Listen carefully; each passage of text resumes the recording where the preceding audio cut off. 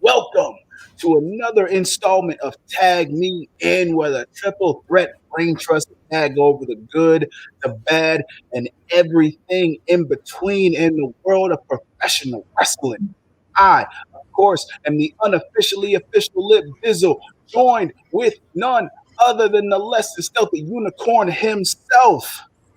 Somebody I can't say rest in peace to because he is thoroughly undefeated. Everybody who wants to smoke, Mr. Fuego del Sur. I ain't the master of the tornado DDT, but this how I have your mind spinning if you come at me. Your mind will be And of spinning course, just like this. That's right. You know who else's mind is spinning? The ladies of the IWC, because I know you don't see him here right now, but that's only because I wanted to wait and give you that pow, Mr. Jaeger Bombastic, so fantastic that even Red Velvet couldn't mix up and cook up something so good in the kitchen as your heartthrob of the IWC. Bam. Man, talking about spinning. My mom was spinning during that Rampage match. Oh, I bet it was. I bet it was. Yes. And of course, people, if you haven't figured it out, this is a dual recap because we are recapping both Dynamite and Rampage. It's the only way to do it. Only way to do it right now. But yeah. Both shows very good. Rampage definitely had a good debut. But before we get into Rampage, we gotta get into Dynamite. Mm-hmm. Dynamite wasn't bad, from what I can remember about it, because it's definitely been a good number of days. Mm-hmm. But the highlights of Dynamite that I have in my head are still highlights for a reason, and those I can't forget. Period. But wait, hold on. I didn't think of something before we get into Dynamite. Okay. How do y'all feel about the Max Caster situation? You know what? I'm glad you brought it up. I probably shouldn't because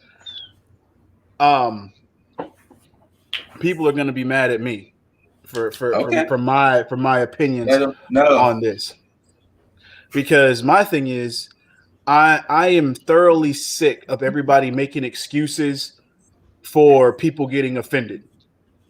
Yes. I'm sick of everybody having like this whole 50-50 thing. They're cherry picking what they're okay with and what they're not okay with. Because even though some people are defending and saying, oh, well, he's being a heel, he's doing his heel thing. And then people are saying, oh, well, yeah, we get that he's being a heel, but there's certain ways of going too far. Oh, yeah? You think so? MJF doing his whole kayfabe thing, continuing on that shit.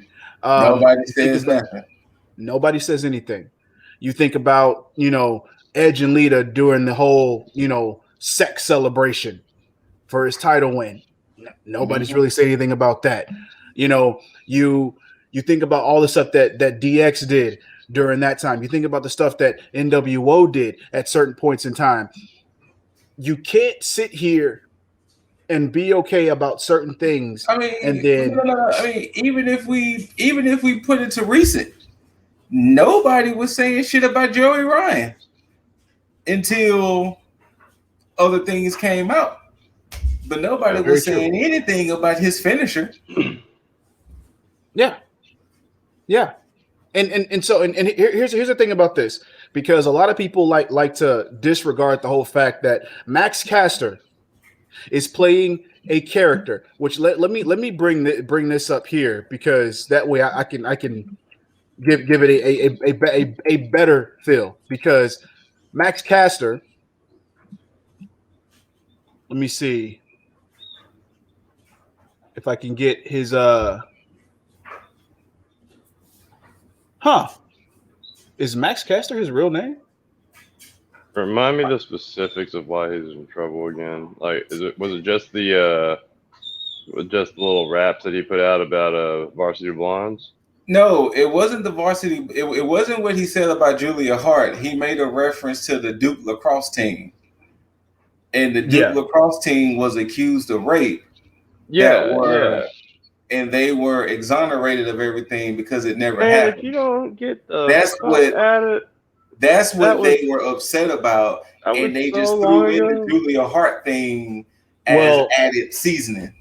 And then saying the Simone Biles stuff as well. Oh yeah, and the Simone Biles stuff. They just I didn't hear his Simone Biles stuff, but basically, I think he said something about. Basically, it was on the lines of you will have a mental illness like Simone, like make you drop out like Simone Biles, something like that. Yeah, he said he basically stated make you claim mental illness like Simone Biles. He never directly said anything about Simone Biles. He basically just referenced that, saying, okay, well, this is a relevant situation. We're going to beat you so bad that we're going to make you claim mental illness like Simone Biles. Yeah. Cool. Reference. Nothing bad about that. And then basically stating that I'm going to treat you like Duke lacrosse. You know, still, again, a reference. So you talk about somebody who was playing. They never said that to Julia Hart. They was talking about the Varsity Blondes. He did say something specific to Julia Hart. And, of course, you know, that's when Bowens had cut him off and was like, whoa. Mm-hmm. But he did say something specific that was gearing towards Julia, but then that's when, you know, Bowens cut him off. But like I said, they were more upset with the Duke lacrosse team reference, and they just threw the other two things in just to kind of... The Duke lacrosse team thing, correct me if I'm wrong, that was a while back, wasn't it? Yes. And so I think it was almost 10 years, if I'm not correct. Exactly. So why are y'all getting mad over old shit? Yeah, honestly, you know, go ahead. Look. My thing is this. This is the reason why I'm as mad as I am about it, is because everybody's talking about that stuff, but nobody's talking about the actual direct diss to Julia Hart. Nobody's harping on that. No. They're okay with that, but they're focused on this other stuff. So my thing is, because he's playing a character and playing a character very well, because nobody said anything about the other stuff that he said about other wrestlers, when he talked about the Edge stuff, when he talked about Christian, all that stuff, never said anything because everybody got a laugh out of it. So my thing is, these people want to cancel Max Caster, but if we go to movies, if we go to, you know, writers of certain films, and you have a devious person who will sit here and sexually assault somebody and be very malicious about it, and that person's playing that character, you're not threatening to cancel, you know, that show or that writer. You know, a lot of people sit here and they want to cancel Pepe Le Pew for certain things here, but yet nobody's saying shit about Quagmire on Family Guy, and that motherfucker done plenty of shit. So I mean, I hopped on the show late. Nobody said shit about old buddy in Game of Thrones, whose name just slipped my mind. The second half of the Battle of the Bastards. Oh, yeah. Damn it. I can't remember his name. That motherfucker did some shit, though. He did some shit, but nobody said nothing. Like, he clearly... Nobody was up in the air trying to cancel Game of Thrones because they showed vicious raping. Yeah, but like I said, and, you know, once again, this goes back to... Look, when the three of us, well, the two of us and Boss was talking about Last of Us, and it's that whole thing of this is this society we live in where you can post stuff, somebody can see it, somebody gets offended, then it's like, one, do you even watch wrestling? Yeah. You know, because half the time people who get upset with this shit don't be people who even watch the product. So here it is, we're listening to people who don't even watch the product. And then, boom, now Tony Khan has gone as far as throwing him under the bus in a sense. Because Tony Khan was like, you know, normally he does all his raps to me so I can okay it. But since it was on, what was it on, Elevation or Dark? It was, whatever. It was on one of those two. whatever show it was on, he basically said he wasn't there to okay the rap. So that's how the rap got past him. Yeah. And so I mean, surely there had to have been somebody there to okay that. Well, my thing is this is because now, let's say that they weren't, monitoring all his reps because they had full trust in him for whatever. Now you have somebody who now you are creatively handcuffing. Somebody who had all the confidence to go out and do what he wanted to do. He kind of knew his boundaries. And the thing is, they say way more malicious things in actual fucking battle rap. And if he's playing a character that does the same, that's basically doing the same thing, what's the problem? What's the problem if it's character that he's playing? I'm glad you brought that up, Lip, because they had Max Caster on Dynamite go up against Moxley and Kingston, talking about Renee and her oral sessions. You're right. Yeah, he did say that. Where was the backlash on that? On Dynamite. Like, why are we getting mad about I guess because on a YouTube because Moxley beat up Max Caster, so so then it was properly avenged, if you want to give it a terminology. I guess so, because I'm assuming the Acclaim must have won that match against the Varsity Blondes. I don't know, but no, I don't actually know, because, or if I'm remembering correctly from the last time I saw the Acclaimed, they didn't. They actually it was a trios. No, it was a trios match. It was Varsity Blondes with Dante Martin against the Acclaimed, and it's escaping me right now.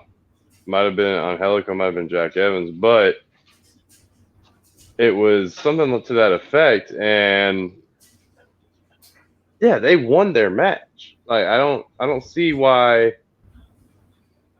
there's people up in arms about this, especially something. Like I said, I think mainly because he brought up that Duke situation, and that's what everybody harped on first. Because I remember when I first heard the rap, I was even like, because some of the pages I follow on IG, when they posted it, I was listening to it like, what's the controversy here? And then it wasn't until it wasn't because one of the people who commented was like, oh, he made a reference to rape, and I was like, what am I missing here? And that's when somebody broke it down that it was the whole Duke lacrosse thing that he said, and I was like, I would have never known that. Exactly. I would have never known that. Like, I had to go and research it. Yeah. And the main problem with the whole situation now is that now you have somebody taken off TV, so now it's affecting this person's job. Mm-hmm. Because some people decided to get offended over something that, one, had nothing to do with them, and then two, they're getting mad over because of certain references. When if you actually dissect the whole fucking rap that he did, he's not really dissing anybody outside of fucking Julia Hart, who signed to AEW. Mm-hmm. He didn't disrespect Simone Biles. He didn't disrespect anybody who was affected by the Duke lacrosse case or team, for that matter. You didn't see Simone Biles coming on social media being like, hey, why did this person say this and this is felt it was disrespectful? It was none of that. Mm-hmm. So, this again is in the same vein as like the Sammy Guevara stuff. Yeah, he said something bad, but it's not like he went out to be like, hey, I'm going to go out there and then I'm going to do XYZ to Sasha Banks. The reason why, and it's probably because he's from here, where I can be like, okay, well, out here, a lot of people talk in jest and they will say the most. It's not like he meant it. And had it not been for Sasha Banks actually talking to him or them having like a back and forth, he probably would have not been back in AEW. Mm-hmm. Right. So this is the shit where it gets out of hand, where it's like, yeah, you could be offended by something, but don't sit here and go out of your way to make a big deal out of it and then cost somebody their job, because there's no telling when Max Caster may be on TV again. And not to mention that this affects Anthony Bowens as well. Well, so, I did see that Bowens does have a one-on-one match on one of the two shows this coming week. Mm-hmm. So he does have a one-on-one match, but once again, you know, like you said, the Acclaim is better as a team rather than they are solo.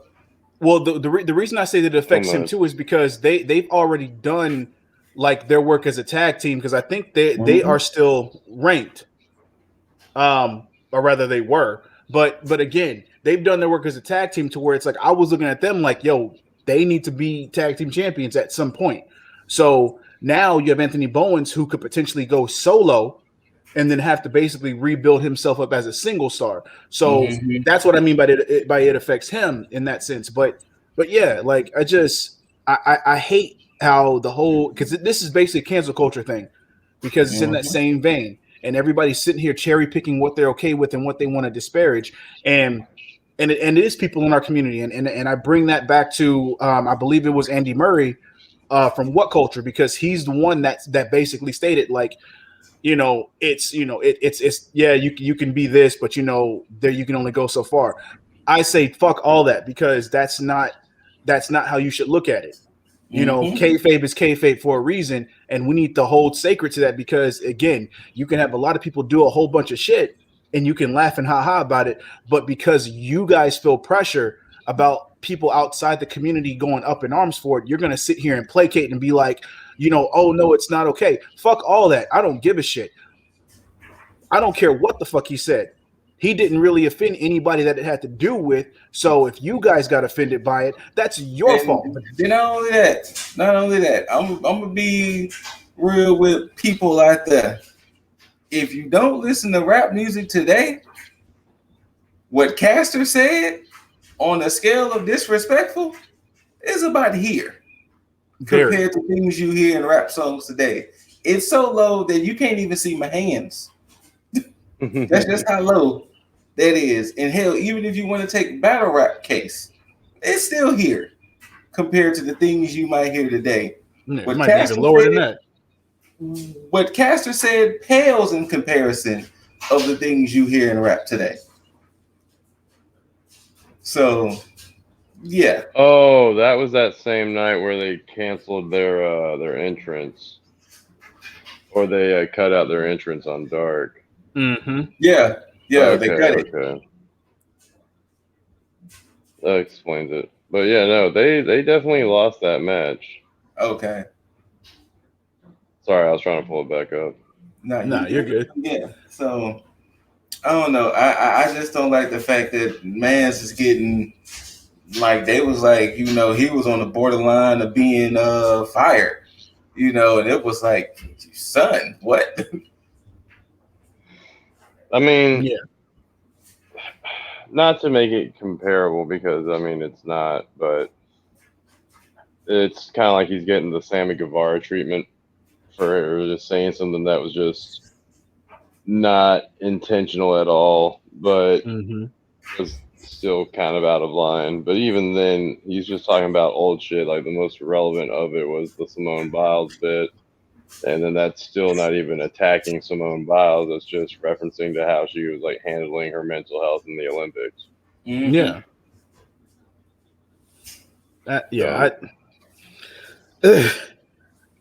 I guess, man, like this, I'm so sick of people sometimes that it's just, and that's not no kayfabe shit. That's not any fucking Malcolm Bivens and this is like, I'm sick of people. Like, I'm getting sick of outside, and outsiders or even people on the inside, because like you just said earlier too, look, I don't like the cherry picking, because even if you are a fan of wrestling, you get mad at something of what Caster said, but when Jericho was going at Stephanie years back, that's perfectly fine.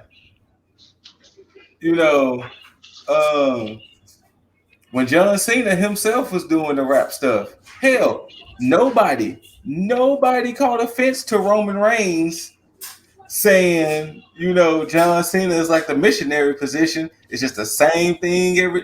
Nobody was all up in arms about that. So this cherry picking society we have, and of course, when you get outsiders who take stuff out of context and content, then it's like, fam, y'all don't even watch the product. Go on somewhere. You know, it's frustrating because, like you said, this man now it's a potential that they might have to even take that gimmick away from him of him rapping to the ring, or his lyrics are going to be so fine-tooth comb to where it's going to be like, fam, I don't even want to do this no more. Like, let's just let Bowens not go out there and just wrestle. Yeah, you know. So, but ridiculous. I don't know. but yeah, either way, that's my 2 cents on that. I'm glad you brought it up, Scoop, because that's something I have to get off my chest anyway. Yeah, but yeah, like just fuck all of that. Maxcaster, keep doing your thing, bro. Right. Keep pushing the limit. For damn sure. I just finally listened to it. I pulled it up on YouTube on something. He was referring to. He said he called out the Sydal brothers. Said he was gonna beat those bitches like Duke Lacrosse. Yeah, that's it. And then what was it? Like he said, the Acclaim kicks ass for miles. Give him an excuse like Simone Biles. That's it. Make him claim mental illness. Make him mental illness like Simone Biles. Yeah, it's like put it this way. Like that, when like, he said shit when is he so said tame. When he said beat him like Duke Lacrosse, I thought he was talking about another wrestler. To be honest with you, that does sound like a wrestler's name, Duke Lacrosse. Like, honestly, I thought he was talking about a wrestler. Like, I was like, Duke Lacrosse. And then there's another Duke Lacrosse team. And I was like, oh, I'm sorry. Making claim mental health like Simone. And no, like, and then it was part of their rap or part of their skit, but that's where Anthony, like, was it? He said, like, they fake as hell, like PCR tests. Then he said something about, and then he ended it, or he got cut off by Anthony Bowens when he said, "Oh, that's just Julia's," and he like said "va" or something. Yeah, and then like, and then he was like, "Oh, he made her breath. He made her breath." which is funny. Exactly. It's like, again, goes back to the oral sessions type of shit. Like, oh, hey, we just trying to get on the podcast. Yeah, we trying to get on the podcast, you know. So, but yeah, it's sensitive levels is just off the charts these days. Yeah, and again, it could be because of, you know, like all of us of how we've grown up. You know, things weren't very like tame back then. You know, it's, you know, again, we were around the time where where the ESRB rating was implemented.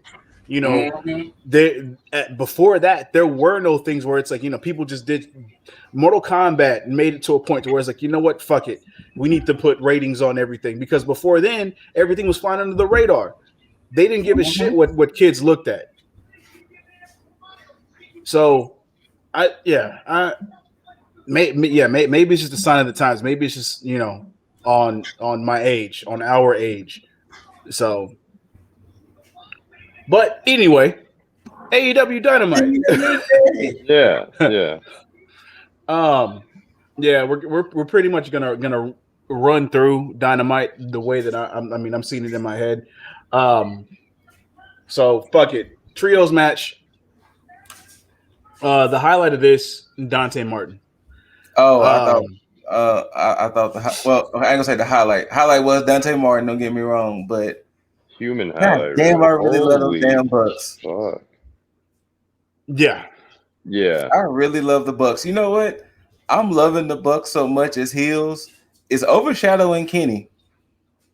It's overshadowing Kenny for me. I can see that. Yeah, but same.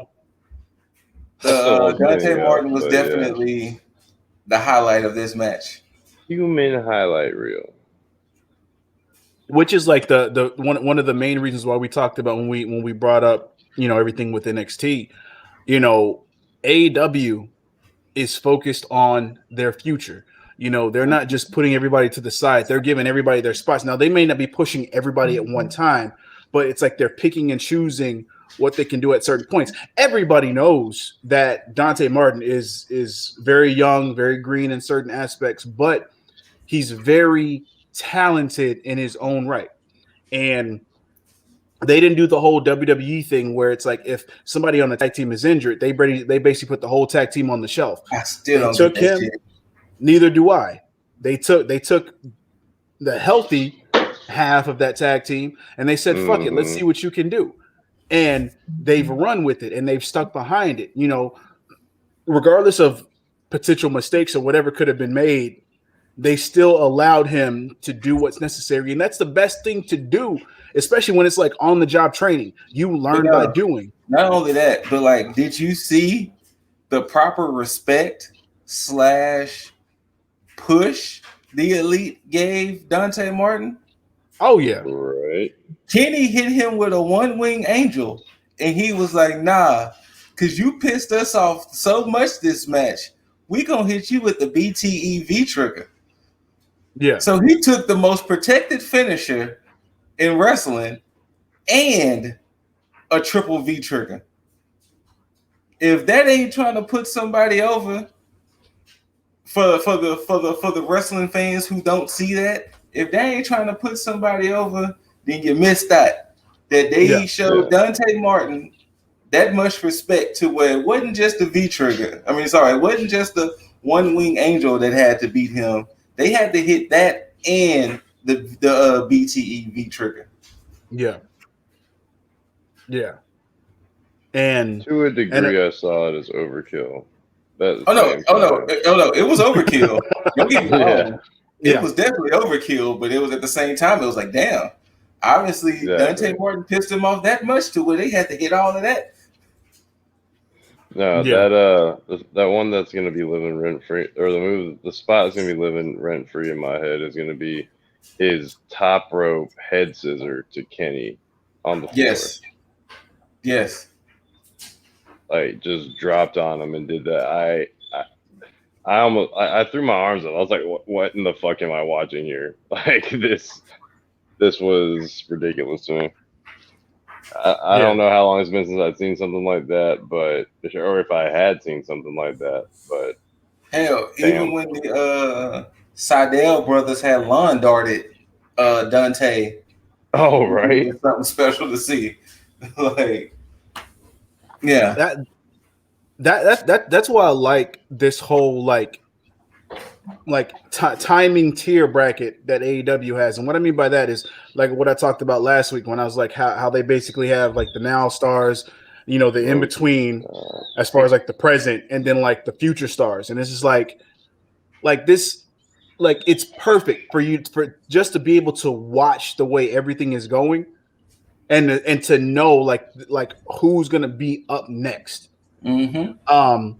And speaking of which, especially like with that middle / top tier, we get Christian and Jurassic Express coming out to basically rain on the Elite's parade. I didn't see this coming because, of course, they've already stated that Christian is getting a match, you know, with Kenny for the AEW Championship. But the weird thing for him to come out and then him basically get a match for the Impact Championship as well was just fucking weird. It was very weird. Yeah. Yeah, because I'm like, yo, if they're doing this, like, why even have the match at All Out if you're already gonna have a match here for this? You know, I always assumed that this was gonna be a match that was geared more for Kazarian, you know, for his Elite Hunter story, because I felt like it made the most sense, especially with him being TNA alumni. Not saying that Christian isn't, but Kazarian is more of a TNA alumni than Christian is.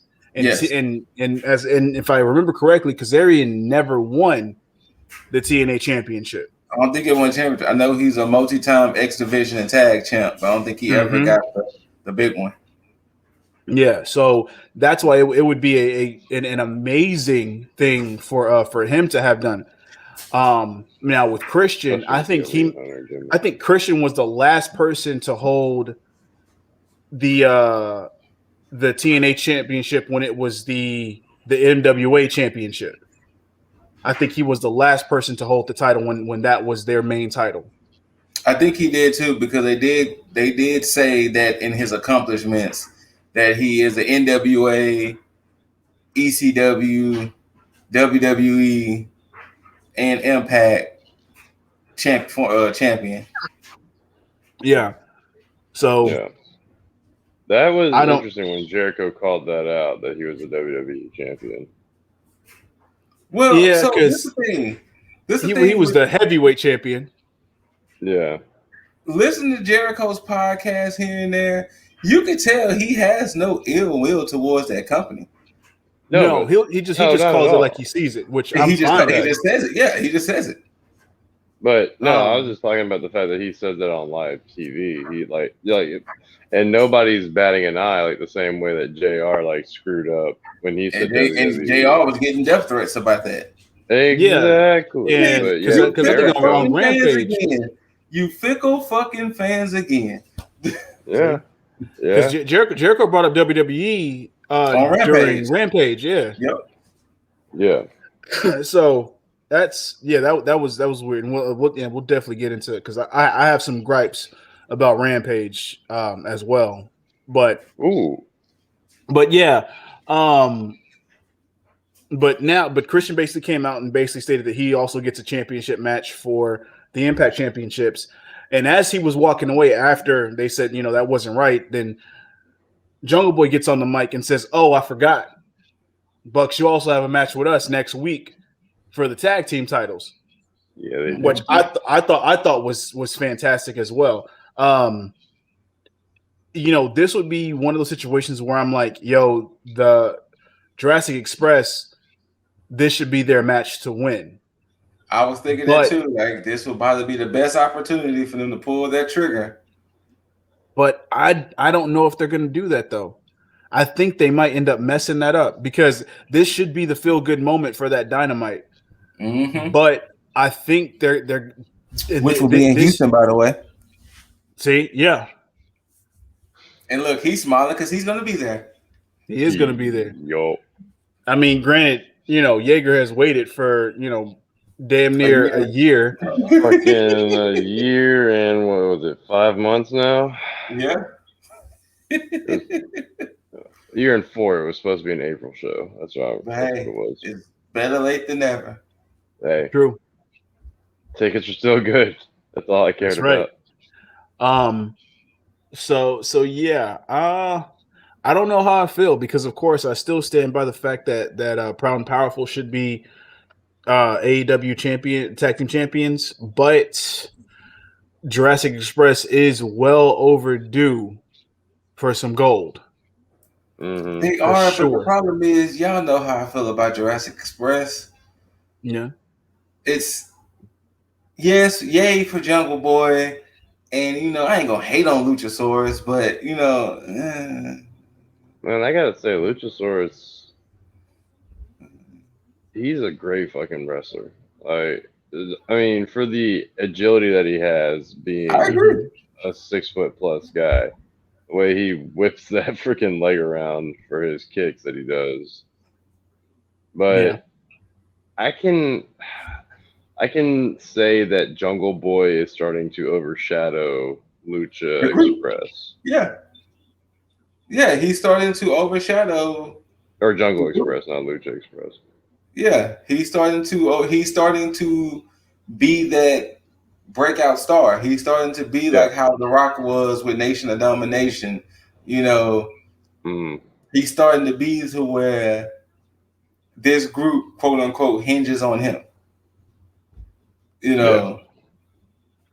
And he hinges on Anna Jay. But I mean, what?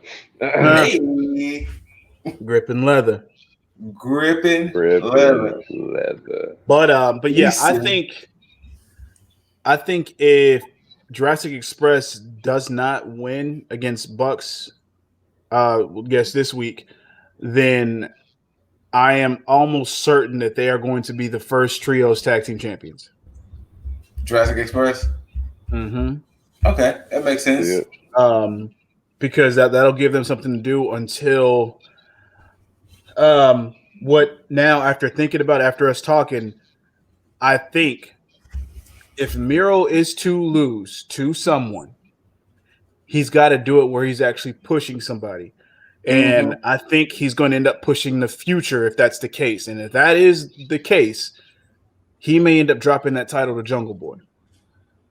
Ooh. I can see it. And it's more so based off of what we saw on Rampage, and we'll get into that when we talk about that match. But after that, we had Darby Allin against Daniel Garcia. I need to ask what Daniel Garcia's history is.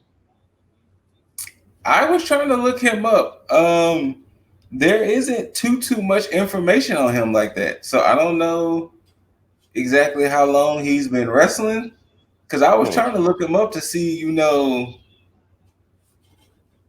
background and everything. Because they was making it a point that this was his sixth match, and like he wrestled 6 matches over the course of the week in between. So I was trying to do some research on him, but I couldn't really find much. Okay, because it seems like he's getting pushed pretty heavy then, and I'm just trying to figure out why. Let's see. There may not be a whole lot. I was going to say, there was not a whole lot. I mean, I understand 2.0 getting the rub. I mean, hell, even with Daniel Garcia having a cool nickname on the back of his tights. Was it Red Death? Red Death. I was like, okay. Yeah. Cool. That's cool. I was like, shit. But yeah, I don't know. Yeah, this is interesting. Because he definitely is a mystery. I don't know. Matter of fact, I'm gonna leave this to the people. Like if y'all know anything that clearly that we don't know, throw some shit down there, whether it be like links or just information here and there. Because the only thing I got so far is Capital City, Empire State Wrestling, Limitless Wrestling, and I don't know. I'm not mad at it, but again, this goes more to the fact of AEW pushing people, even in taking the risk, even though there's people that we may not even know, but keeping us intrigued. And you know what? I think to call back to the previous show, AEW is doing the thing that WWE won't do, where they just tell 2 people to go out there and have a match. Yeah. Mm-hmm. Anyways. I'm sorry, I interrupted wherever you were going. No. That's perfectly fine. And again, Daniel Garcia isn't a bad wrestler. He has that more technical feel. Mm-hmm. And he has it's almost like this dormant intensity. Like you can kind of tell like it's there, but he's not just like going all out. No pun intended. Mm-hmm. But yeah, it has me intrigued because I want to see more. And it was crazy to me that they paired him with 2.0 because you wouldn't normally think that would be the pairing that he would be with. Like you would think he would be with something more along the lines of who would be a good pairing for him at this point if we're just thinking about it. Look, at this point, I'm glad he's not with the Factory nor with the Nightmare Family. Oh Jesus, yes. Ooh, thank you. At this point. The promo they cut on Dark or Elevation was that they're free agents. So they were like banding together because they are free agents at this time. Okay, well then that would make sense then. That would actually make a lot more sense. And of course, I'm not mad at it because I am a 2.0 bro. I can't say no to 2.0. I still think we're dealing with a variant here. The Bizarro lip. Look, but you know what? I will say this. Shouts out to 2.0. 2 weeks with the company, and you already rubbing shoulders with Darby, Sting, Moxley, Kingston. Like, yeah. Then next week you have a tag team match against Darby and Sting. Like, shouts out to 2.0 on that. Yeah. Like, that's a come up, regardless of whatever you see it. You're rubbing shoulders with the legendary Sting, Hall of Famer Sting, and you only been in the company 2 weeks. So yeah, kudos to that.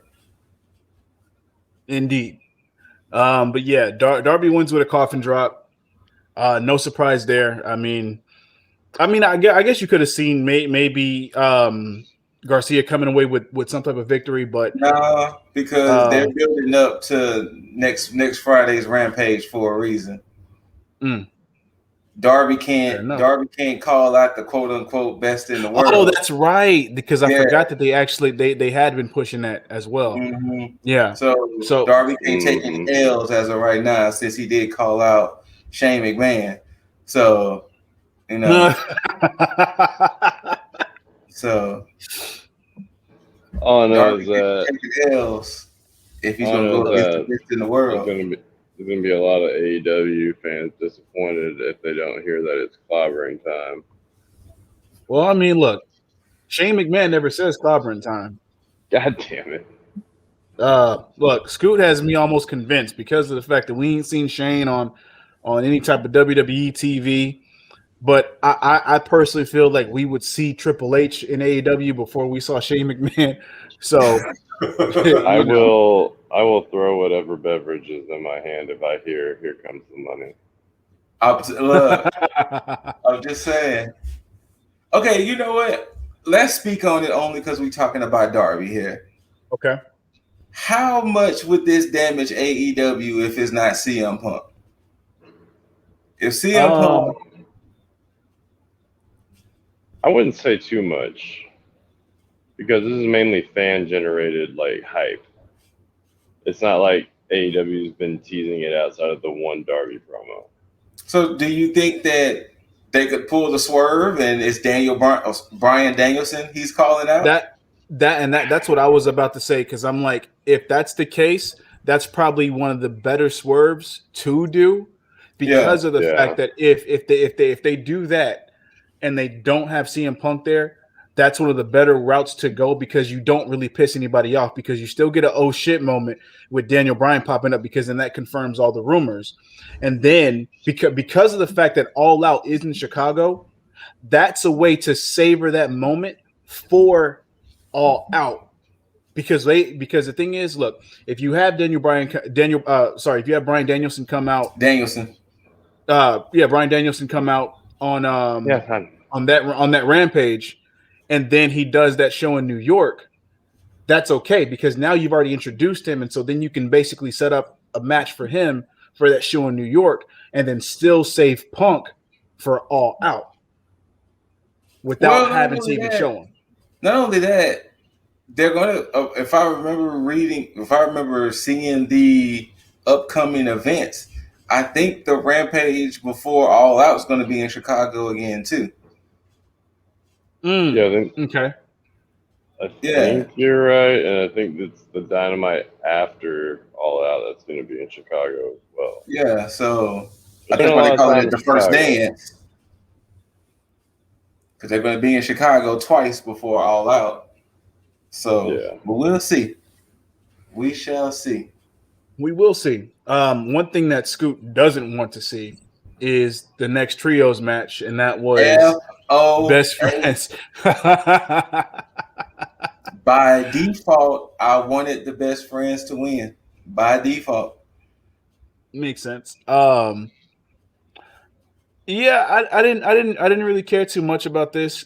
For me, it seems like all the shenanigans that happened with this match was more so set up for Nyla Rose and Kris Statlander's match. Mm-hmm. With everything that had happened. So I'm just like, whatever. But yeah, It was a match. HFO go over. It was a match. It was a match. And then of course Kris Statlander took on Nyla Rose, which I like how they kind of kept the continuity with best friend still being hurt, Kris Statlander still having certain effects, and them kind of having like this whole like after effect thing. Mm-hmm. But to have Statlander go over on Rose, still, I mean, I don't want to say surprising, but because I know that she could do it because it's been proven by a lot of people. Because Nyla Rose isn't made out to be this whole like complete dominating force. Like she's been shown to be very beatable. Yes. In certain cases. Riho beat her. Rio, Britt Baker, Sheeta. No. I know. Okay. Rio. The woman who they keep advertising as 98 pounds. I think the one who Nyla should not Rose, stand a chance. I think Nyla Rose is going to start being that gatekeeper for women that are looking at championship goals. That way. Like you got to beat Nyla Rose in order to be considered a contender for gold. It is starting to look that way. But yeah, at the same time, it doesn't make sense because of the way that they're going with Kris Statlander and the way that she is potentially being pushed towards being possibly the next challenger for the current AEW Women's Champion. I think what's her name is going to join the company too. Who? I wouldn't be surprised if Mercedes joins AEW down the line because I know she has a match coming up. They advertised her first match, I guess, out of her 90-day, and this against I forgot who it's against. I have to look it up and see. If not AEW, then it's going to be somewhere soon that I think Mercedes might pop up somewhere. Hold on. Yeah, it makes sense, especially with the way that it's looking at NXT. Oh, Deonna Purrazzo. Sorry. She has a Knockouts Championship match with Deonna Purrazzo in October if Deonna is still champion. So Mercedes could potentially be an Impact, or she could end up going to AEW. Who knows by October? But right. Yeah, with the way the Forbidden Door is working out, it has the potential to basically make a interconnected women's division across brands that could potentially beat out main roster WWE and NXT as a whole. Just depending on how they decide to push it, whether it be with everything under that umbrella, the NWA Women's Championship, the AEW Women's Championship, Impact Women's Impact Knockouts Women's Championship, Knockout Tag Team Championships. If Ring of Honor is a part of that, then Ring of Honor Women of Honor Championships. So if they do that, then there is great potential there, and NXT may not be the top dog with the women anymore. Look, we don't know. Reference our last video, peeps, but we still don't know what that company is about to look like in like a month. So, yeah. Thank you, Loki, for the cosign. Right. Okay. But yeah, Statlander goes over. But speaking of the women's division, we get a promo from the head of the women's division, Miss Britt Baker, Dr. Britt Baker, DMD.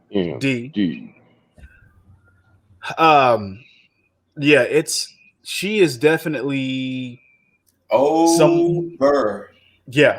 Big time. And not just as far as like the whole Britsburg thing, it's just the fact that she is just over like fucking Rover, and it is hard to go against her. Even if you are a face, case in point, Red Velvet, there's nobody who dislikes Red Velvet. It's just a testament to Britt Baker's star power that anybody she's put up against is going to be immediately booed by everybody. That's why, honestly, whoever, hopefully it's no time soon, whoever beats Dr. Baker, they're going to have to be a superior heel. They can't be a face. They're going to have to be like a heel. Like, a face can't beat Dr. Baker for the title. Because otherwise, I don't think it's going to go over too well.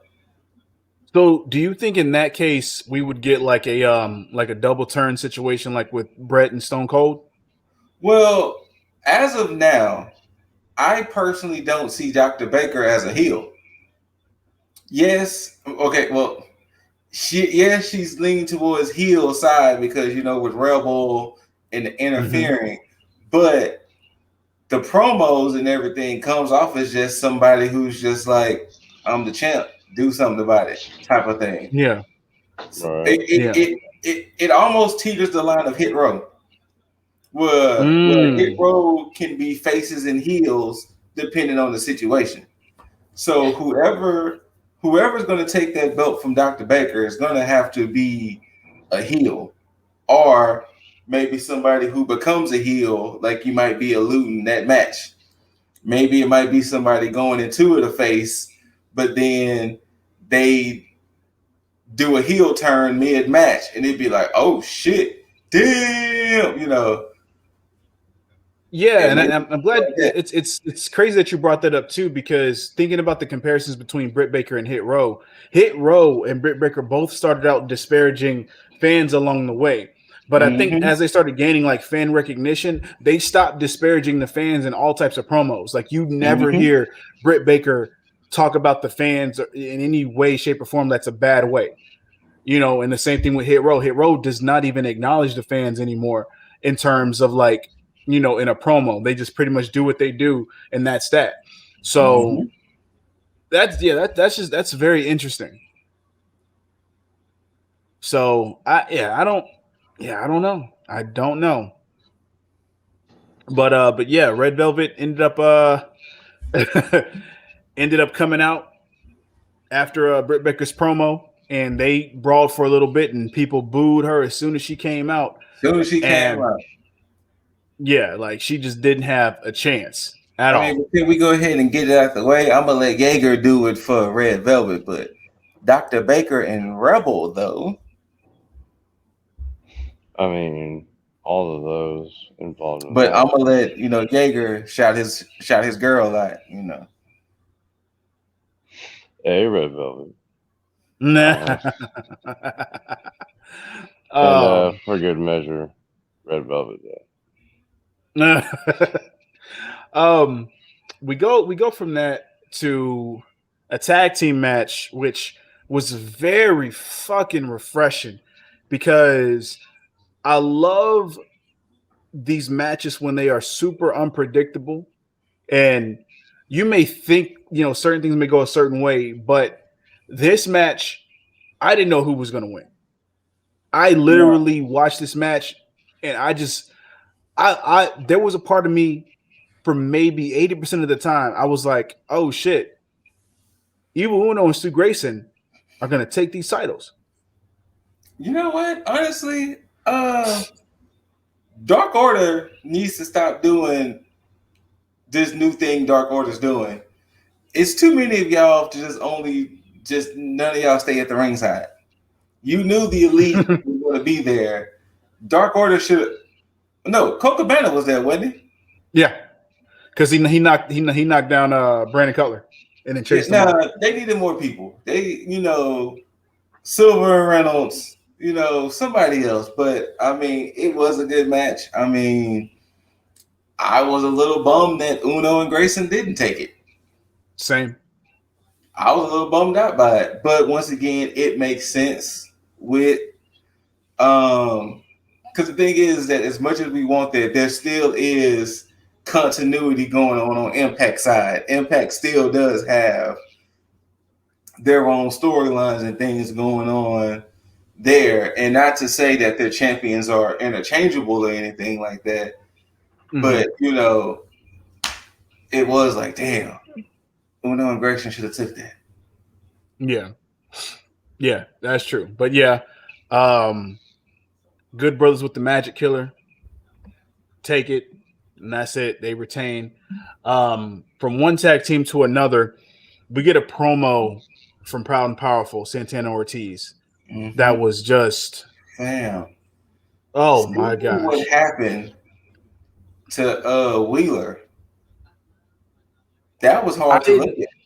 I know that they said people kept seeing the clips because they kept replaying the clips of it, but that was my first time actually seeing like the freeze frame of it. Dang. Whew. Fuck. Man. Like that could have been fatal. They could have. They could have like nicked the artery, ripped a vein, just something, but that's Now all that damn blood makes sense. It's making my arm.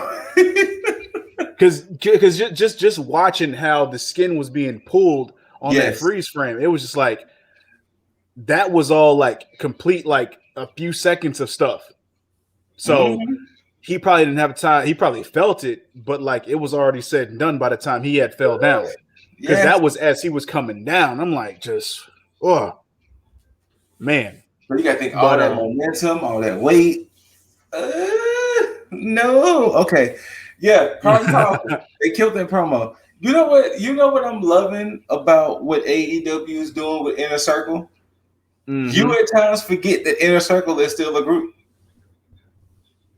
Yeah, and this is how things should have been from the beginning. You at times forget that Inner Circle is comprised of Jericho, Guevara, Hager, and Proud and Powerful. And you know what? I have to commend AEW because we shit on the whole Inner Circle Pinnacle feud in the very beginning, and we had already talked about how they were doing things better. We just wish it was in reverse. But as they continue to basically run the course and can continue to do things as they have, they found a way to make this shit work in a way that doesn't piss off anybody or make anything feel monotonous. They still kept the good, which was the feud between Proud and Powerful and FTR, which is fantastic. You already know that there's a match happening between Sammy Guevara and Shawn Spears, but you're not oversaturating everything with it. You just know that it's there. This whole thing with MJF and Jericho, they were smart enough to basically have MJF implement that stipulation that Inner Circle can no longer help Jericho, so that keeps them automatically out of his matches, which is fantastic. And then Hager just fucking disappeared until this episode of Dynamite. But yeah, you're right, Scoot. They've been booking this on both accounts fantastically. So they're not having to rely on the whole we're stable, we got to be together all the time. They're basically saying, we're under this umbrella, but we still got shit that we got to do. So definitely kudos to that, and a big kudos to fucking Santana and Ortiz promo, lobbying for another match with FTR. So I'm not sure how long it's going to take Wheeler to recover, because I don't know how bad the laceration is, but I look forward to their match, just like I stated when we talked about their match on that last Dynamite. Honestly, I think they should just save it for All Out. If Wheeler is better by then, save it for All Out. Yeah, if he's just getting stitched up, he can just wrap that shit up. Yeah, and then be ready for All Out. So in a few weeks, that shit'll be. Yeah, All Out's only a few weeks away. Save it. Yeah. I'm definitely down for that. But yeah, we go for something extremely awesome to just fucking trash. Fam, you want to take the reins on this, or you want me to take the reins on this? Look, I already have my reservations on the factory. I gave my props about QT Marshall like weeks ago. But they found a way to just like keep them within this spectrum and then just Why was this a thing? Why did this happen? I know that they were doing this apology shit, but I'm like, it's not important to have on a fucking Dynamite.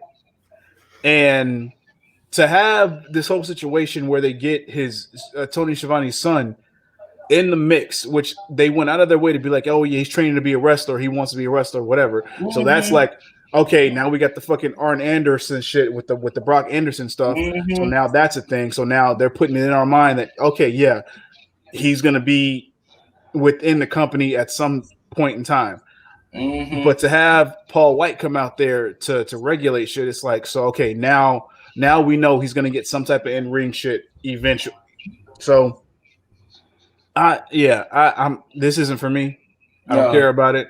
No. If you're gonna have Paul Wight get involved, have him get involved with Shaq. Get like at least make it worthwhile in the sense to where it's like, you know, yeah, Shaq went against Cody. Shaq still wants to get in the ring. All right, cool. They didn't get a chance to do their match at in WWE. All right, take care of it here. Get it out the way. We're done. I don't give a shit. No. He chokeslammed Aaron Solo. Saved everybody. They're good. Yeah. Yeah, right. But speaking of Jericho and Inner Circle, we got the fourth labor of Jericho, which was him against Wardlow with MJF at ringside, which I thought he was going to be the referee, but and this is what I want to be honest at. Go ahead. I didn't care for this match. You're not the only one. Okay. I didn't care. All the labors up to this point made sense. They were fantastic. This felt lazy to me. Nothing against Wardlow at all. No, nothing against Wardlow at all. No. But I felt like when Wardlow was specifically MJF's muscle in the very beginning, like when he went against Cody and stuff like that, that made more sense to me than this, and it was done way better, especially like with Cody's cage match with MJF, because it feels like they're just rehashing this because Cody had to wrestle Wardlow to get a match with MJF. And don't forget, MJF even brought it up himself. What do you say? Oh, talking about when he lost. Lost to Cody. Whenever Wardlow was saying he was gonna beat Jericho and this and the other, and he was like, "Yeah," he's like, "Don't forget you did lose to Cody in the cage," or something like that. Exactly. So making that fresh in everybody's mind that this did happen previously. So why does this matter? Like I said, the other three labors were cool because of what was happening. This labor was just like, we knew what this was going to turn into. It was going to turn into Wardlow beating the shit out of Jericho, and eventually Jericho, like he ended up doing, referee got distracted. He hit Wardlow with Floyd. Boom, Judas effect. 1, 2, 3. Mm-hmm. And Jaeger is off mic, so I was gonna ask him a question. Was he gonna still sing Judas? Oh shit, yeah, because now of course the stipulation is that Jericho can't use the Judas effect against MJF, and he's not gonna be able to come out to Judas. Mm-hmm. So I mean, you already know that crowd is gonna be singing Judas. Yes. They're gonna sing Jericho to the ring. So yes. I think, and it's funny because I know this had to be a Jericho thing. Yes. To basically get that fan interaction and see just how much pull he has with the fucking fans, which it's almost a very cheeky thing for Jericho to almost stroke his ego like this. Like come on, you know they're gonna sing this fucking song. You just try to see. You think you're slick, Jericho? You think you're slick? You know damn well they're gonna sing it, right? Now the key is that if they're gonna either sing the whole song or just the chorus, but he know damn well because I don't think, because there's a lot of people that sing it and the camera picks them up. A lot of people that really don't know the words to part of the song, and I find it hilarious that these people they'll sing with all the confidence in the world and be completely wrong during it. Completely wrong. but yeah, Jericho goes over. Jericho gets attacked by I think it was Shawn Spears, and then Sammy Guevara comes out. Wardlow jumps in on it, and then Hager comes out. Yeah. So there's your partial inner circle reunion on Dynamite TV. Mm-hmm. So, but yeah, but we go from that to Rampage. But before we get to Rampage, let's discuss some other things that's going on in the going ons. Now, in Impact, they had a battle royal to determine the number one contender for the Impact title. Brian Myers, formerly known as Kurt Hawkins, won that, so he gets the next Impact title shot. Mm-hmm.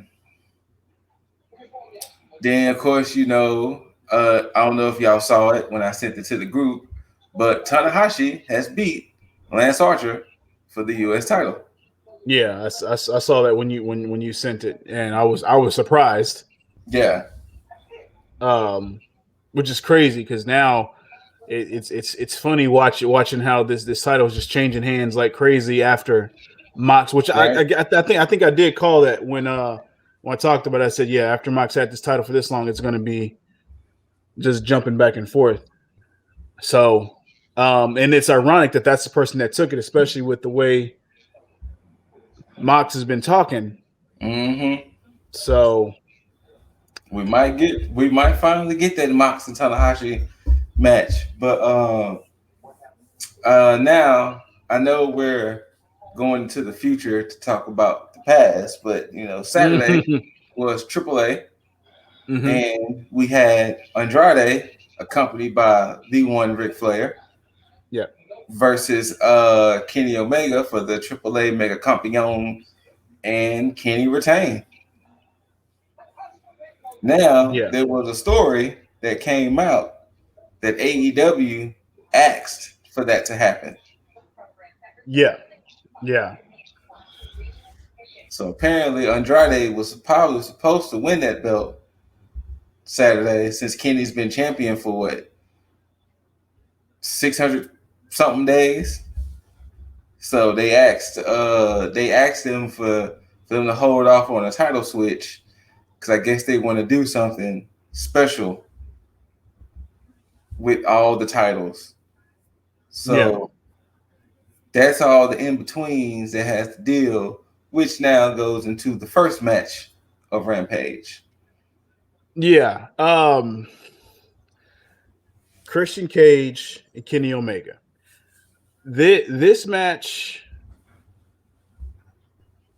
I enjoyed for the way the match was set up. Mm-hmm. They definitely surprised the fucking hell out of me. Everybody. Because it's not like I didn't see it, but I didn't see it, because like the possibility of it happening was there because of the fact that it was the Impact Championship.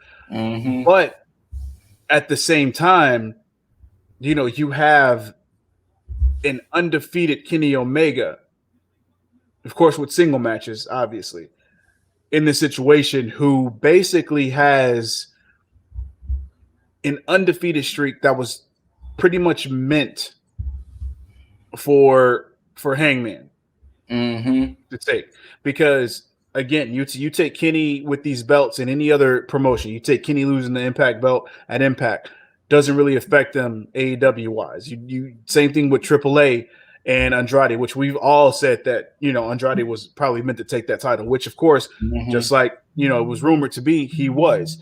But to have him lose the Impact Championship on AEW TV, it almost takes away the excitement of Hangman.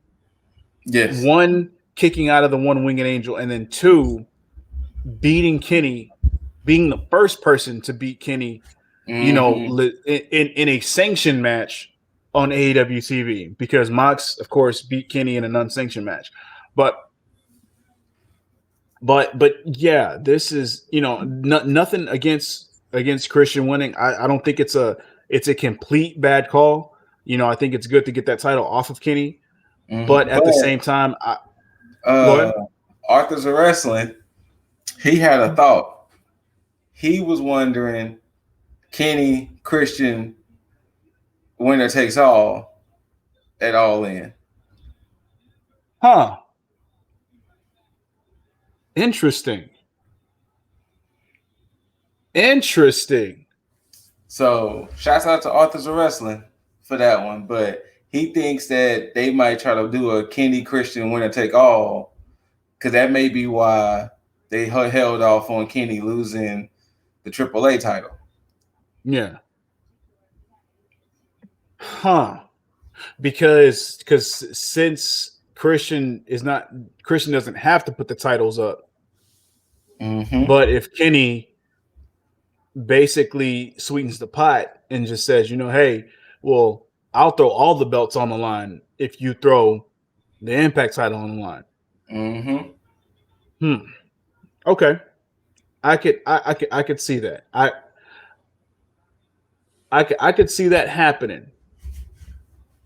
But at the same time, along with that, because I think that that's a full-on possibility, but I also think, just like we talked about with, the whole Chicago Rampage swerve with Bryan Danielson, I think maybe possibly because of the fact that they're not really talking about it as much outside of him having his kid, I think that they're going to pull a swerve deal and we still may get Hangman versus Omega. That's what I was thinking. Hangman, he's about to have a kid? Yeah. Okay. That makes sense now. But now with what you just stated, that makes more sense because at least it would probably revitalize the feud between him and Omega, and it won't diminish him winning against Kenny because it'll make Kenny look strong again.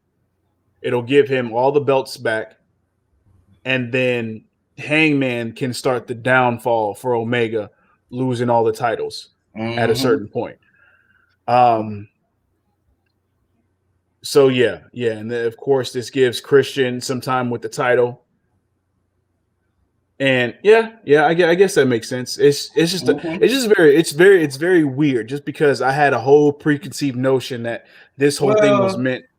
Well, you got to think they had to do something special since they killed Hangman getting a title shot. So because of that, they had to do something special. So what would get people to care? Oh shit, Christian just beat Kenny for the Impact and TNA title. So to make their match at All Out even more special, well, hey, how about we do a winner take all? Because we know y'all might be disappointed in us because y'all not getting Kenny and Hangman, which we alluded that was going to happen. But since we took it from y'all, we'll give y'all this in exchange. We'll give you a winner take all match. And that way, the unpredictability factor will be there too, because Christian has beat Kenny now. Yeah. So I can see that, and I'm down with that. So, damn that I'm glad that that Rampage opened up with a bang. Yeah, because you had the surprise factor there. The fans were surprisingly primarily behind Christian, which I did not expect, and I'm thinking that it's mainly because that it was for the Impact title and not the AEW Championship. Yeah. Because I know that there was some backlash when he was announced to go up against Kenny for the AEW Championship, but the moment that he had called him out and said that he had a shot for the Impact title, everybody was just like completely behind it. So yeah, I think it's because the fact that everybody has designated that whole spot is for Hangman, that it's like nobody else can be slotted in there because that's for unless you're a Jungle Boy. then that's about it. But yeah, so. But even then, I don't want them to run that back too soon. No. Yeah. Not at all. I think they just did that for real quick. And so now they're going to basically push Jungle Boy the way he needs to be pushed. Getting those tag titles, potentially being the person to take it off of Miro, which, speaking of which, Miro defended his title. He defended his title against Fuego del Sol, the person who continues to fucking die on a multitude of episodes, whether it be Dynamite, Dark, whatever. I've literally watched this man die twice on television prior to this match, and I knew that a murder was imminent when it was announced. And I expected within this hour-long show that this, of course, was going to be the shortest match. I expected Miro to basically have an easy night at the office and pretty much be done within seconds, which he did. But there were certain things that happened to an extent. There we go. That I did not expect. And that's the fact that they, and commentary played this up as well. And that's the fact that they played it up that the tornado DDT was his potential weakness, which I think that's stupid that one move could be somebody's weakness. But, regardless, Fuego del Sol was able to exploit something. And he hit, I think it was 3. It was either 3 or 4 tornado DDTs. I think he hit like 3 or 4, yeah. That tended to kind of wobble Miro for a second, but it was like a gnat to a giant. It was just annoying. Yeah. And of course, after he got his bearings back together, he gave him a nice Machka kick and properly finished it. And basically told him it was game over. And properly finished it. That's the moment I saw the screen go black and white, and you had the whole wasted sign from GTA. And over. You know what was so bad? Miro didn't even lock it on. Like, he just went straight for the Like, he just hit it and just went straight for it. He didn't even give him an opportunity to suffer the original move. He just went straight to the advanced version. Exactly. And I think that was more insult to injury because of all those damn tornado DDTs. Mm-hmm. But that's the reason why I think that it'll probably be Jungle Boy to take it off of Miro because of how they're kind of setting it up. Because I think what they're doing is they're setting up some type of blueprint to beat Miro. Mm-hmm. And I think because of how he is, his best bet will be to basically elevate somebody else. Yes. And to me, Jungle Boy is that quintessential face to do it because he took it off of Darby. He took it off somebody who's part of that future. Mm-hmm. So the best bet is to lose it to somebody who is part of that same future. And with Jungle Boy falling short to Kenny and him potentially being, whether it be a regular tag team or trios tag, this is a good next step for him after having like some type of tag title run. Mm-hmm. So yeah, but of course this match was for not only for the title, but for Fuego del Sol, but it was for also an AEW contract, which this is what I kind of meant by when I talked about NXT and how the main roster lost its way because they used to be able to build stars, back in the day. And, it's rumored that he had already signed a contract maybe I think weeks ago, mm-hmm. But let's just take it into let's take this and run with it for a second. Let's just state that he didn't sign a contract before. Mm-hmm. And let's just say that, on the fly, Tony Khan was like, you know what? Fuck it.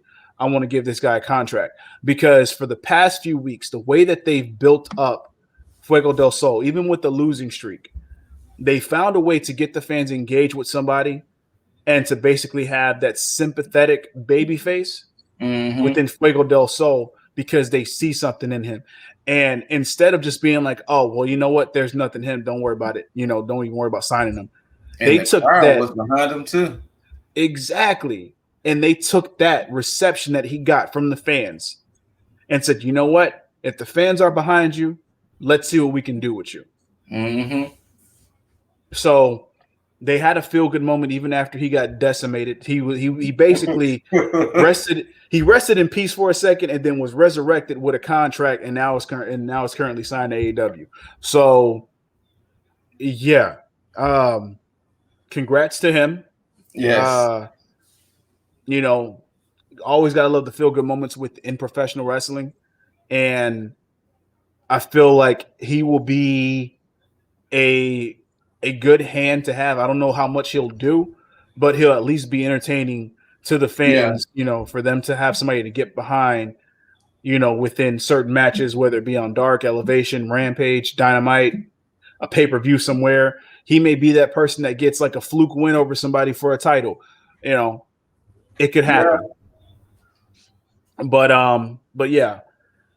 From there, we get Britt Baker versus Red Velvet. Well, hold on.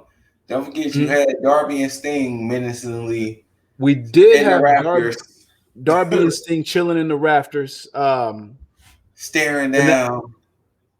And I think that, right. I think after that is when they ran that promo. Yeah, they ran that promo about being at the United Center and specifically focusing on Darby Allin saying best in the world. So it's getting y'all gonna keep wishing for it. It's getting more and more blatant. So who the fuck knows, man?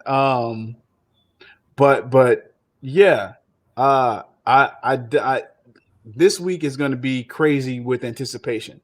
Yes. People are going to be watching Rampage, and I think this may possibly be the highest rated wrestling show this week. I can see it. I would love to see it. I can see especially it. for Rampage and it being its second show. TNT would love the fuck out of that. But 100% see it. But we do get to Britt Baker defending her title against Red Velvet. Just to talk about the good stuff really quick.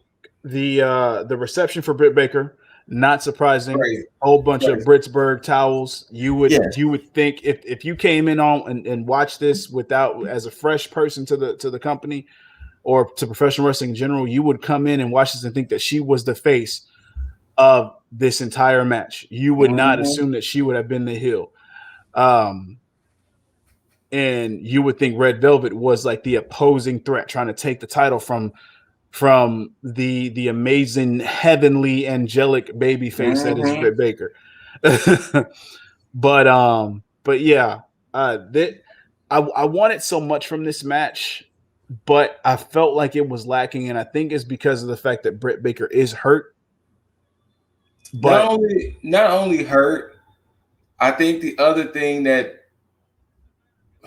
this is gonna sound weird. I honestly think the other thing that messed this match up too was the fact that she was at home. Like that could also be the case. She wasn't gonna lose. Like, she wasn't gonna lose. Like the predictability aspect of it. Like they wasn't gonna have Dr. Baker lose at home. Yeah, this isn't WWE. Yeah. Yeah, because like the way that the match went, like there weren't really bad spots. It's just certain spots that I can tell where it kind of slowed down, and I was like, you know what? If she didn't have hurt herself previously, I think this would have had a way more intensity, because the only thing that kept going through my head was like, well, they pretty much had this shit set up for her to come to Britsburg and just be like, the marquee person to push for this show, case in point, her being in the main event, and that being the case. And just like you stated, with with everybody pretty much already knowing, it's like you could easily just automatically write Red Velvet off as being like, you know what, she's not going to win this. What's the point of watching this match? But because the predictability does take a lot from it, because if you think about the unsanctioned match between her and Thunder Rosa, we didn't know who was going to win, so we were more engaged, and we got more so surprised by the brutality within that match. Yes. So that came as a shocker, and it went from that to being like, well, I don't know who's going to win, but I know I'm watching this match because it's fucking fantastic. This match was basically two forces against the viewer, and that's the fact that the predictability was there, and the fact that it was, I don't want to say half-assed, but it was lacking in intensity because of the fact that Britt Baker had hurt herself, and she was wrestling way sooner than expected. So yes, definitely. Yeah. And you could tell that it was like limited stuff that she was willing to do or could do because of the fact, the hand is messed up. Yeah. Yeah.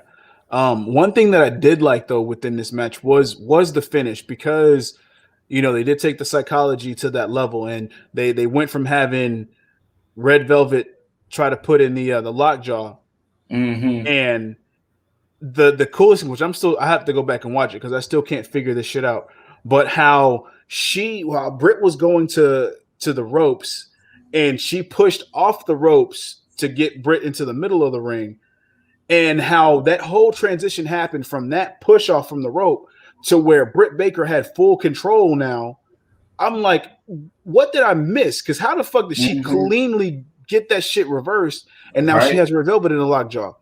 And for them to use the hand that's broken to try to put in a lockjaw, have Red Velvet fight that off, and then have her transition to the other side to where her dominant hand is now the one focused on using. Yeah. So I was like, that's perfect. And so, of course, that's how Red Velvet lost. And of course, you get Britt Baker attacking Red Velvet after that, and then you get Kris Statlander, who was watching from like the front row with the audience, helping out Red Velvet. And then from there, you get Jamie Hayter coming in to then help Britt Baker, which I had to look her up again because I forgot she had dealings with the company. Yeah. Yeah, and my thing with that is, it was funny because I completely forgot that promo that Britt Baker had like weeks ago that said, well, since everybody's getting somebody, I think I need to get me somebody. I completely forgot until that moment when she showed up and she was raising Britt Baker's hand, and I was sitting there like, wait a minute. And I was like, what the hell? And like, I was like, oh, that's what she meant. That's what she meant. Yeah. So I don't know if this is going to be like a new stable. She just found a new heavy. It feels like it could just be a stable. But again, who knows? Who knows? It'll be the first legit female stable, because first legit one. Yeah, you can't count Vicious Vixens because nothing really came out of that. I dare not count the Nightmare Collective because fuck every bit of that. And then that amalgamation of the Vicious Vixens and Jade Cargill and whoever else is a part of that whole it's just weird. This right here would make sense for Britt Baker, especially with the fact of her being hurt. It would be nice for her to surround herself with other people. But we would get Jaeger's thoughts on this, but that man's been putting in work like crazy. So I know he's probably tired. And I'm pretty sure he didn't want a repeat of Scoot ribbing on him, passing out.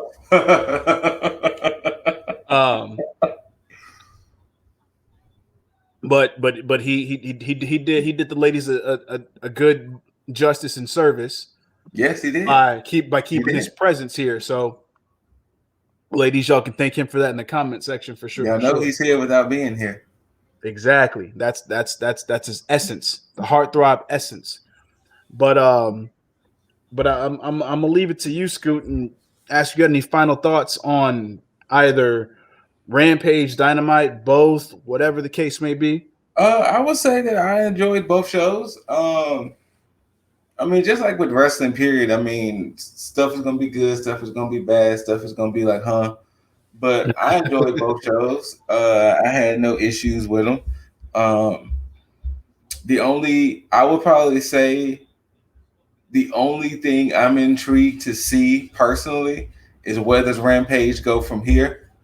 Because you started off major. So, but what's going to be Rampage going forward? Like 6-7 months down the line, what's Rampage going to be? So I'm intrigued to see what that's going to be going down the line. But I had no issues, and I'm definitely interested to see what they're going to do with this Christian Cage, Kenny Omega situation. Indeed. Miro keep being Miro. Bucks keep being the Bucks. HFO, stay off my fucking TV. But that's all I got. What about you, Mr. Beasley? Fantastic debut on for Rampage. Definitely got me shocked and surprised with the title change. I love the fact that all three matches that they had on the show were title matches because that sets a standard for Rampage. I know moving forward, at least for the next 2 to possibly 3 Rampages are going to be anticipated based on like the looming possibility of Bryan Danielson and CM Punk. So, who knows what's going on there outside of like Buddy Murphy coming in or whatever he's going to be called. Which, by the way, I love how they're setting up that I think they may be intentionally setting up a small universe within like this asylum that they have going on because you had Mox come in breaking out of the asylum. You had Malachi Black, doing his like deal within that asylum. And in the same asylum, you had, Buddy Murphy's going to be within that same area. So, I hope that they find a way to interconnect all of those and make some big story out of it. I would like it because I think it'll be entertaining to keep that consistency and possibly having other people potentially from WWE actually have like that same like like it would be dope. But that's me potentially fantasy booking. Dynamite always have some good parts in my book. The tag division is on fire. I love what they're doing with everybody. Proud and Powerful FTR, Young Bucks hit amazing heel work. Just keep it going. Leave Max Caster alone. Let him do his thing. Don't handcuff him. Do not gimp him. Do not punish him for basically being a character that everybody signed off on. So just chill the fuck out. And everybody stop being fucking shills because of cancel culture. Stop following the trend. If you believe that what he said had no issues, then say that shit. There's no need for you to get all timid and ride the fucking bandwagon of people that want to be against him just so that way you don't get any backlash. I don't give a shit about backlash. Please come after me. I don't care. I'm going to say what I say because at least when you come here, you'll know that everything that I say is truly genuine from me. The same thing goes for Scoot. Same thing goes for Jaeger. Anything that we say on here. At the end of the day, we can talk about it. If you're adult enough, which that is the caveat and the preference that I have to anybody out there. If you're adult enough, we can discuss it and talk about it. Because if you genuinely feel upset in a way about what Caster said, I want to know why. Yeah, and prove me wrong. Asshole about it. It's not to be an asshole about it. It's not to be a jerk about it. It's like, what is it that he said that makes you feel upset? Yeah, because then I could potentially see it your way and be like, oh well, damn, I ain't see it that way. Okay, I can see why many people are, but it's one of them things to where I think that's truly something that's what's wrong with society at times is that we get people so quick to want to cancel and so want to get rid of people. It's like, hey, y'all tried to talk to the man first? Y'all just went straight to pitchforks and torches. You know what I'm saying? Talk to the man and see, you know, like, hey, what you said, although it might have been clever, it was wrong because of ABC. XYZ, yeah. You know, but at the end of the day, sometimes I think sensitivity levels have just risen too high. Very much and so. And then, kind of like what you said at the beginning, the cherry picking doesn't help either. This can't piss you off, but this, that was fine. This can't piss you off, and this was like, oh, I see nothing wrong with that. You know, so that's the other thing. You can't cherry pick your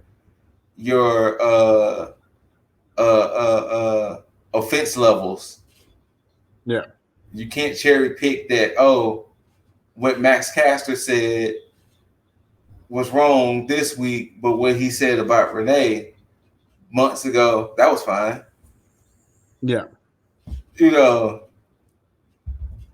because that's one thing that we have to stop doing, especially a lot of these people, because when it affects somebody's livelihood, y'all have to stop living in a gray area. It's either black or white. You're either for it or you're against it, because you can't just sit there and be like, okay, because nobody knows Max Caster like that, and you get mad at him for saying it. But if Jericho or Omega said the same thing, you would be okay, because you have a bias towards them, because you have not only say the same thing, but say it almost the exact, probably not so much put it in a rap, but almost say the same thing, almost word for word, verbatim. Oh, okay, that was fine. And no, I don't want to make it a race thing either. I'm not saying people are all up in arms because he's black or anything. No, that might not be the case, but it's just the fact that, you know, like you said, you can't, because Max Caster isn't this, we can get mad. But if Omega said it, it was fine. Just look, we'll say if The Rock said it, then you have that bias because it's the fucking Rock. Everybody loves The Rock, but you can't be in this gray area where it's like it's okay for some people but not okay for others. It's like, no, it's black or white. So simple as that. But anyway, regardless of that shit, Scoot, where can these people find you? You can find me on the Scoutical, baby. You can find me way up there. Because when you think you at the pinnacle, look up. But other than that, you can find me IG, Twitch, TikTok, YouTube, ScooterRay, or the ScooterRay, either one of the two. You can find me with the Ninjas, Less Than Stealthy Ninjas, all one big word, on the same exact platforms. You can also find us on Anchor, Google Podcasts, and Spotify with the Ninja Banter Podcast. The most recent episode does feature my two brethren of T.A.G. So find me all over. But you know, if you need some positivity in your life, if you need things that'll get you up in the morning, that'll give you that good jump start, you know, I got somebody who can tell you, you know, this man right here. Oh, this guy. Man. Well, I guess that is true, because if you do need that positivity, just get the daily dose from Lifestyle One Up on all your podcast listening platforms. If you can't find it, Google it. Go to IG, go to Twitter. Go to Twitter. Go to TikTok. It's somewhere. Yeah, it's somewhere. You'll find it. Just for all that positive living, you know, something to boost your self-esteem, to boost your positivity, to help you have a better outlook on life in general, and even your well-being and your self outlook. But if you just want to shoot the shit, have fun, talk gaming, talk wrestling, talk anime, talk anything, hit up Lip Deesley on your IGs, on your Twitters, on your Twitches, on your YouTubes, on your TikToks, etc., etc., etc. But Also, you know, ladies, I don't want to leave you out. We don't want to leave them out. We don't want to leave you out. If you do want to check for Jaeger, you know where to find him. Right there. Not only that, pay attention to the way the name is spelled. Yeah. Because if you search that on IG and Twitch and TikTok, that's where you'll find him. You'll find him. If you want to game with him, same name. Same name. Ladies, he's waiting on you at this point. Waiting on you. That's easy work. Easy work. Very inclusive right there. But outside of that, to the people watching this shit, regardless of what we said, our opinions, I'm pretty sure you have your own. So whether you loved it, hate it, don't forget to rate it, thumbs up, thumbs down, comment down below, hit that notification bell to know when we post shit. Comment down below with all your mother effing opinions. But of course, the most important thing is to subscribe. Keep this channel growing and make it big as it possibly can go. 10 to 20 million subscribers. That's an ambitious goal, but I'm down to get it. Let's just run it up. Just run it up. Get us higher than the Scoutical. Get us higher than the Scoutical. And the thing is, I don't know what's beyond the Scoutical, people. Yeah, let's find out. Let's find out. And we can find out together. We can do this together. But until that next time, I bid you all adieu. Give it 2 sweet to my bro. And as always, you beautiful mother effers, tag the fucketh out. Bada